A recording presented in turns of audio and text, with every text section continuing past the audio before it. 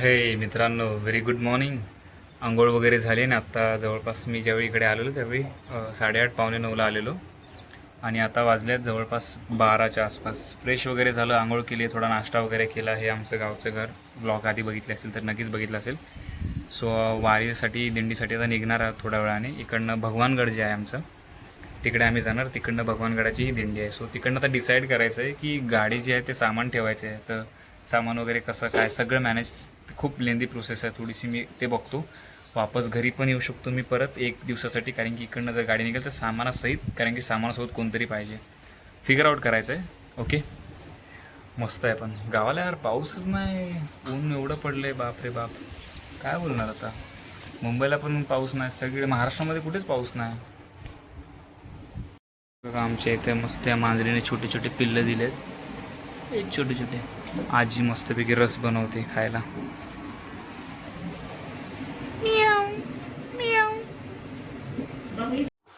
आम्ही आता निघालेलो आहोत भगवानगडाच्या दिशेने. भगवानगडाकडे आम्ही पोहोचणार. तिकडनं दिंडीचं प्रस्थान होणार. सो आम्ही आता आलो आहोत भगवानगडावरती. इकडनं दिंडी निघणार आहे. हे माझे बाबा पप्पा. तर इकडनं दिंडी निघणार आहे. बघू किती वेळ लागतोय. किती गाड्या आल्यात बघा, किती गर्दी आहे. खूप म्हणजे खूप. त्या साईडला पण पूर्ण पॅक आहे.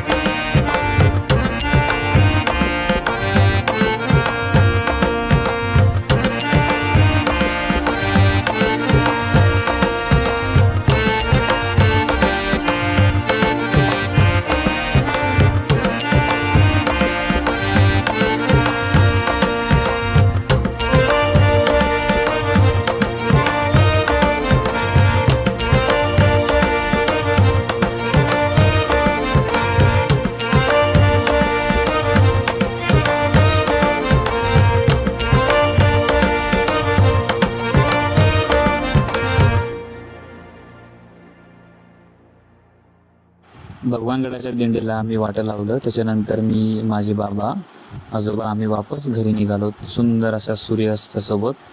आणि आजचा व्लॉग इथे संपवतो. कसा वाटला, सिम्पलवाला एकदम. नक्की कमेंट करून सांगा. भेटूया नेक्स्ट व्लॉगमध्ये.